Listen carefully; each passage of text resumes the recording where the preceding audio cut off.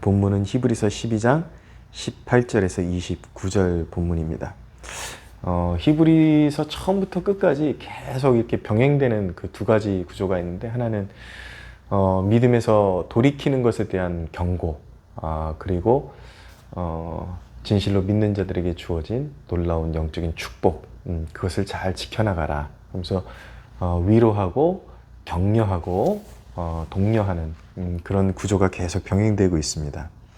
오늘 본문을 본문의 어떤 골자를 잠깐 요약을 하면, 하나님께서 구약시대에는 시내산에서 모세를 통해서 언약을 맺으시고 경고를 주셨는데, 그 모세를 통해서 주신 경고를 듣지 않는 자들에게도 큰 환난과 심판이 있고 그 일이 두려울진데, 하물며 이제 신약시대에 이르러서 예수님이 오셨죠. 그래서 하늘의 예루살렘에서, 오늘 말씀에 보면 또 시온이라는 표현을 쓰는데, 주로 이제 하나님의 은혜가 임하는 그 곳을 상징적으로 시온산이다 이렇게 표현을 하는데, 그것은 또한 하늘의 예루살렘을 말하는 것입니다. 그래서 그렇게 하늘의 예루살렘에서 아들을 통해 베푸신 은혜를 짓밟는 자들에게 얼마나 무서운 형벌이 있을지 생각해 봐라. 그러므로 하나님께 돌아설 생각은 아예 하지도 말라라고 그렇게 경고를 주고 있는 것입니다. 하나님의 은혜하면 여러분들 무엇이 떠오르십니까? 값없이 주시는 은혜, 죄인들을 그 자격을 묻지 아니하시고 부어주시는 한없는 은혜. 그러니까 은혜는 어떻게 보면은 그냥 마냥 부어지는 것으로, 조건 없이 그냥, 물론 믿는 자들에게 그의 자격 조건 그 어떤 것도 하나님께서 따지지 않고 죄 용서함의 은혜를 베푸시지만, 그 은혜를 멸시하는 자들에게 하나님께서 그와 같은 은혜를 그냥 조건 없이 베푸시는 것은 아닙니다. 얼마나 무서운 형벌이 그 은혜를 멸시하는 자들에게, 값없이 주시는 그 은혜를 멸시하는 자들에게 얼마나 크고 두려운 형벌이 기다리고 있는지, 그것을 생각해야 한다, 이렇게 경고를 주고 있는 것입니다. 요 근래에 이렇게 눈에 띄는 그런 사람들의 질문이 무엇이냐면, 뭐 과거부터 계속 있어 왔던 질문이지만 이런 질문입니다. 하나님이 사랑이실진데 사랑의 하나님이 어떻게 죄인을 벌하실 수가 있느냐? 그것은 사랑이라는 성품과 맞지 않는다, 이해가 되지 않는다라는 그런 질문을 던지는 것이죠. 물론 목회적으로 접근하면 저는 어떻게 해서든 따뜻하게 좀 설득하려고 노력하겠지만, 본질적으로 말하면 이것은 굉장히 그 인간의 완악함에서 나오는 질문인 것입니다. 합리적이고 그럴 수 있다 정도가 아니라, 너무나도 하나님 앞에 뻔뻔한 그런 인간의 죄성에서, 끓어오는 죄성에서, 인간의 그 마음을 꽉 채우고 있는 죄성에서 나오는 질문에 지나지 않습니다. 생각해 보십시오. 인간이 스스로가 사단과 연합했고 하나님을 떠났고 등지고 떠났고 죄에 빠졌고 하나님이 주신 축복을 스스로가 잃어버렸습니다.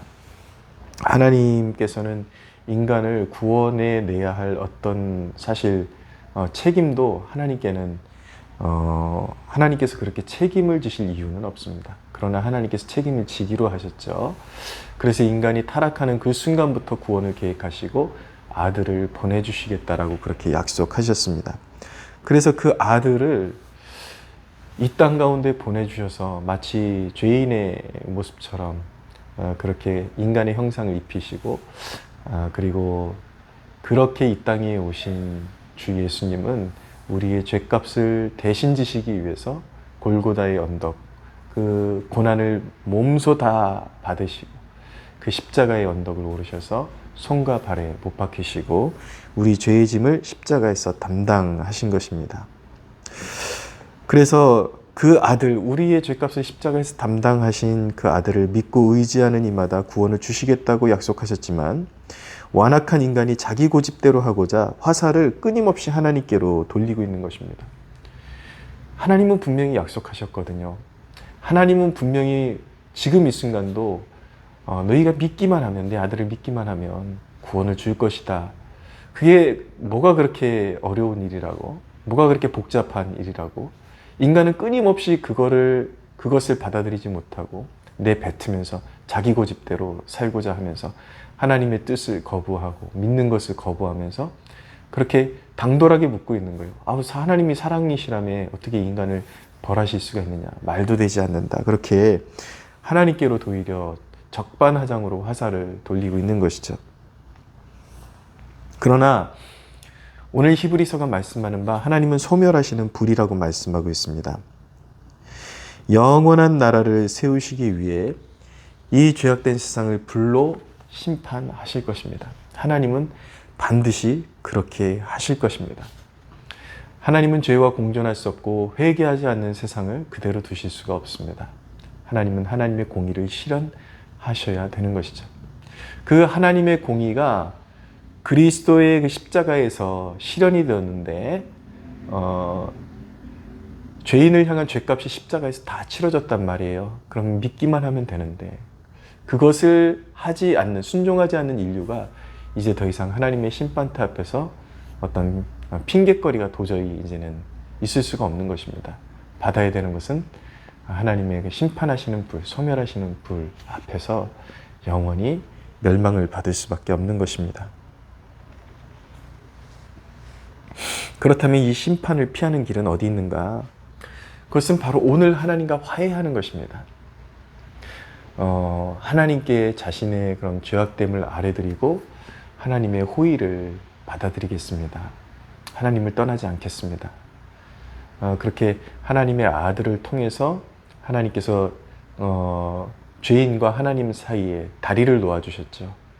그래서 그 아들을 통해서 하나님께로 안기는 것입니다. 하나님께로, 하나님의 품으로 들어가는 것입니다. 하나님과 화해하는 것, 그것만이 우리가 살 길인 것입니다. 인류가 살 길인 것입니다. 가끔 아이를 키우면서 가끔씩 아이가 지혜롭게 행동할 때를 발견하게 됩니다. 아이가 좀 심한 잘못을 저질렀을 때에 나름 오늘은 종아리 몇 대를 가서 때려야지, 가서 매를 들고 한번 오늘은 엄하게 꾸짖어야 되겠다. 그렇게 마음 먹고 집에 들어갔는데 아이가 그것을 미리 다 이제 짐작을 하고, 아빠가 오늘 어떻게 나올 것이다, 그 짐작을 하고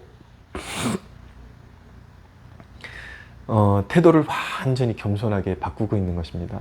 그래서 여느 때와 다르게 너무 공손하게 아빠를 맞이하고 아빠가 매를 들기 전에 먼저 죄송해요. 내가 이렇게 잘못했어요. 앞으로 더 잘하도록 노력할게요. 그렇게 말하는데 이 녀석이 이런 면이 있었나 싶기도 하고, 또 아이가 그렇게까지 얘기하는데 기회를 더 주고 싶죠. 그래서 가끔씩 그렇게 매를 들어야 할 때 아이가 그렇게 공손하게 그렇게 겸비한 태도로 나올 때 아버지의 마음이 녹아진다라는 것을 배울 때가 있거든요. 그런 삶의 어떤 그런 소소한 부분들을 통해서 하나님의 마음을 느끼게 될 때가 있습니다. 하나님을 끊임없이 거부하고 죄악에 살기를 원하는 그런 하나님의 진노 아래에 놓인 인류가 살 길은 하나님 앞에 하나님의 진노를 누그러뜨리는 겸손함을 보여드리는 것이죠. 내가 죄인입니다. 내가 뭐라고 하나님께서 아들을 십자가에 내어 주셨습니다. 고집 부리지 않고 그 아들을 믿겠습니다. 영접하겠습니다. 그리고 그 아들을 통해서 우리에게 말씀하신 말씀대로 순종의 길을 걸어가겠습니다. 그렇게 겸비한 태도로 하나님과 화해할 때에 하나님의 진노는 누그러들게 되고 구원을 이제 확증받게 되는 것입니다. 이제 뭐 인간의 그런 어떤 그 제가 드린 예화하고 좀 하나님이 신앙하고 다른 것은 무엇이냐면, 아이는 또 그렇게 잘못을 또 저지르고 매를 들어야 할 때가 또 생기지만 이 신앙에 관한 것은 한번 진심으로 단회성으로 내가 하나님 앞에 진정으로 겸비하게 내 삶을 진지하게 드리는 그런 역사를 경험하게 되면은 이제 영원한 하나님의 진노가 삶에서 떠나가게 되는 그런 역사가 일어나는 것입니다. 물론 이제 소소한 잘못들도 계속 회개하고 하지만 그렇게 인생에 한 번쯤은 큰 회개를 통해서 그리스도를 나의 주로 모시는 과정을 통해서 하나님과 화해하게 될 때 우리는 영원한 진노에서 벗어나게 되는 것입니다. 근데 거기서 끝이 아니라 진정으로 하나님과 화해한 사람은 그 화해를 지켜나가야 되겠죠. 그것을 오늘 말씀이 어떻게 표현하고 있냐면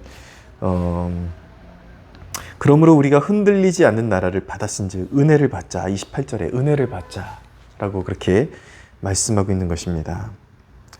지금 저와 여러분에게 가장 필요한 것은 바로 은혜를 받는 것입니다.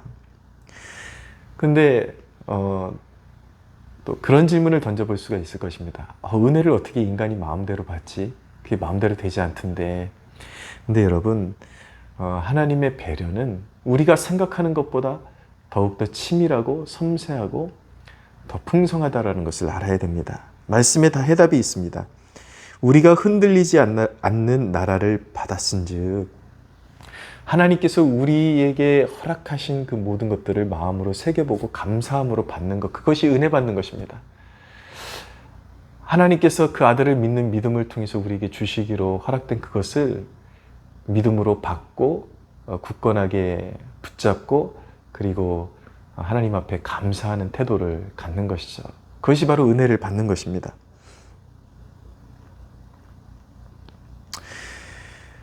그런데 은혜 받은 자가 반드시 기억해야 하는 것이 있습니다. 우리가 진정으로 영원한 나라를 상속으로 받았다.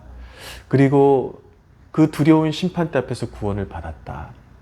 하나님께서 나를 그렇게 구원하셨다라는 것을 믿는 자라면, 소위 은혜를 받은 자라면 반드시 오늘 말씀처럼 경건함과 두려움으로 하나님을 기쁘시게 섬겨야 하는 것입니다. 이제는 은혜를 받은 자는 나를 기쁘게 하는 삶이 아니라 하나님을 기쁘시게 하기 위해서 두려움과 경건함으로, 이 두려움과 경건함이라는 것은 우리가 다시 이렇게 우리의 완고함에 빠지지 않도록 하는 어떤 안전장치라고 말씀드릴 수가 있습니다. 우리가 기쁨으로 하나님을 섬겨야 되지만 우리의 본성상 자꾸 이렇게 이탈하려는 그런 어떤 나쁜 본성이 있기 때문에 우리의 마음 가운데 하나님은 시건치 아니하시고 반드시 죄인들을 심판하신다라는 그 경고의 메시지를 내 가슴판에다가 새겨두고 나태해지지 못하도록 내 자신을 단속할 필요가 있는 것입니다. 그래서 영적인 그런 구원의 기쁨을 가지고 섬기되 또 한편으로는 경건함과 두려움으로, 우리 하나님은 만홀히 여김을 받는 분이 아니시다라고 말씀하고 있죠. 사람이 속일 수 없다라는 것입니다. 하는 척해서 하나님께서 속지 않으신다라는 것이죠. 늘 처음 그 마음, 순전한 그 마음, 하나님 앞에 엎드렸던 그 순전한, 그 처음에 드렸던 그 마음 그대로를 계속 유지시켜 나가면서 그 은혜를 지켜나가야 한다라는 말씀을 주고 계신 것입니다. 여러분, 구원의 방주에 마음속으로 타야지 아무리 되새기고 있다고 해서 그것이 구원을 주는 것이 아닙니다. 방주에 타야지 심판으로부터 구원을 받는 것입니다. 우리의 신앙이 그냥 추상적인 개념이나 말해지지 않는 것이 아니라 진정으로 그리스도께 삶을 드리고 그분을 적극적으로 추종하고 쫓아가야, 그분이 보여주시는 좁은 길, 십자가의 길, 그것을 기쁨으로 따를 수 있어야 우리는 다가오는 큰 영적인 환난과 심판에서 구원을 받게 되는 것이죠. 사랑하는 여러분, 말씀을 정리하고 마치면서 도전을 드립니다. 오늘 여러분들의 삶을 정비해 보십시오. 오늘 내 삶은 누구를 기쁘시게 하는 삶인가? 심각하게 한번 고민해 보는 시간을 가지시기를 바랍니다. 매일매일 매순간 은혜를 사모하십시오. 하나님께서 여러분들에게 주신 것들을 늘 각인하고 강한 믿음을 가지고 주 예수님을 추종하십시오. 따라가십시오. 지금은 그것이 버겁고 힘들게 느껴질 때가 있지만 노아 시대에 그 노아가 방주를 120년 동안 만들었잖아요.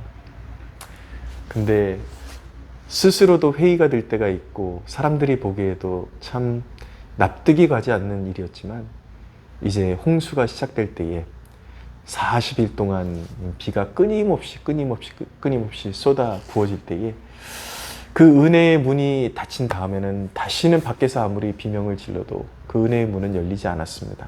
그것을 기억해야 합니다. 방주에 탈 수 있다라는 것, 우리가 방주를 짓는 그 믿음 가운데 거할 수 있다라는 것이 얼마나 큰 특권인지 마음에 새기고 주님을 기쁘시게 하는데 온 힘을 기울이는 여러분들 되시기를 주님의 이름으로 축복합니다.